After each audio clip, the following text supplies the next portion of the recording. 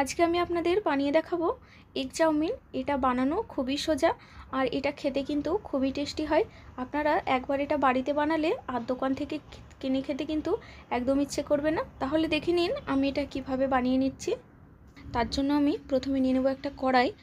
আর আপনাদেরকে একটা ছোট্ট টিপস আমি দিচ্ছি, এটা কিন্তু অনেক কাজের। প্রথমে আমি অল্প তেল দিয়ে তাতে আমি ডিমটা আগে ভেজে নেব। আমাদের সবার বাড়িতে কিন্তু ননস্টিক কড়াই থাকে না, আর এই অ্যালুমিনিয়ামের কড়াই কিন্তু সব বাড়িতেই থাকে। তবে এই অ্যালুমিনিয়াম কড়াইতে যদি আপনারা প্রথমে সামান্য তেল দিয়ে এইভাবে ডিমটা ভেজে নেন, তাহলে কিন্তু এটা ননস্টিকেরই মতো কাজ করবে। এটা আপনারা অবশ্যই করে দেখবেন এবং আমাকে কিন্তু কমেন্টে জানাতে ভুলবেন না। দেখুন আমি কিন্তু এই ডিমটা হাই ফ্লেমে ভেজে নিচ্ছি। ডিমটা আমার খুব ভালো করে ভেজে নেওয়া হলো। তারপর আমি এটাকে একটু সাইডে করে দিয়ে আমি আবারও তেল দিয়ে দেব। এখানে আমি একটু বেশি করে তেল দেব। চাউমিন ভাজাতে যদি একটু বেশি করে তেল দেন তাহলে কিন্তু এটা দোকানের মতো খেতে লাগে। তেল দেওয়া হয়ে গেল। তেলটা যখন খুব ভালো করে গরম হয়ে যাবে তারপরে আমি এখানে দিয়ে দেব কুচনো রসুন। যে কোনো চাইনিজ খাবারে কিন্তু প্রথমে রসুন কুচি দিতেই হয়। দেখুন রসুন কুচিটা আমি দিয়ে দিলাম, হালকা নাড়াচাড়া করে নেব। তারপরে আমি দিয়ে দেব কিছু ভেজিটেবলস। তার জন্য প্রথমে দিয়ে দেব পেঁয়াজ। আমি এখানে একটা পেঁয়াজ নিয়েছি।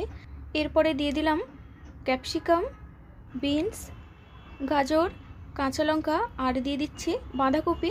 আপনাদের কাছে যে যে সবজিগুলো থাকবে সেগুলো আপনারা দিয়ে দেবেন। দেখুন এগুলো দিয়ে আমি প্রায় 1 মিনিট মতো হাই ফ্লেমে ভেজে নেব। এটা কিন্তু এখানে বেশি ভাজা চলবে না। দেখুন 1 মিনিট মতো হয়ে গেল। তারপরে আমি দিয়ে দিয়েছি চাউমিন।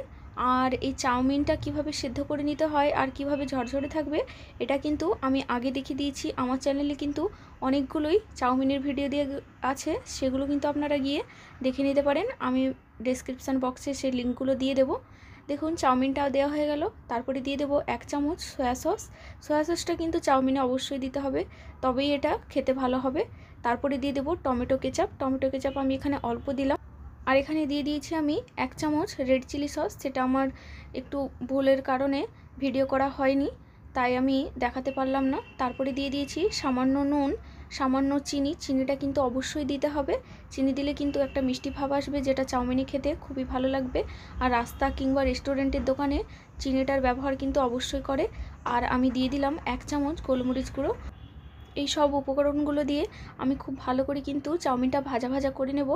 আর চাউমিনটা ভাজার সময় কিন্তু আমি গ্যাসের ফ্লেমটা হাই রেখেছি, আর হাই ফ্লেমেই কিন্তু চাউমিন ভাজতে হয়। আর চাউমিনটা আমি প্রায় ভাজা করে নেব 3 থেকে 4 মিনিট। 3 থেকে 4 মিনিট ভাজা করলে কি হবে, চাউমিনটা খুব ভালোভাবে কিন্তু ভাজা ভাজা হয়ে যাবে আর এর টেক্সচারটাও খুব ভালো আসবে আর খেতে কিন্তু খুবই ভালো লাগবে। দেখুন 3 থেকে 4 মিনিট হয়ে গেল, চাউমিনটা আমার ভাজা হয়ে গেছে। আর আমার রেসিপিটা ভালো লাগলে আমার চ্যানেলটিকে অবশ্যই সাবস্ক্রাইব আর লাইক শেয়ার কমেন্ট করতে ভুলবেন না। আমি এরপর আপনাদেরকে সার্ভ করে দেখাচ্ছি।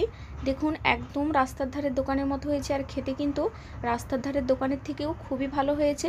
আপনারা বাড়িতে অবশ্যই বানান এবং আমাকে কিন্তু জানাতে ভুলবেন না যে আপনাদের কেমন লাগলো।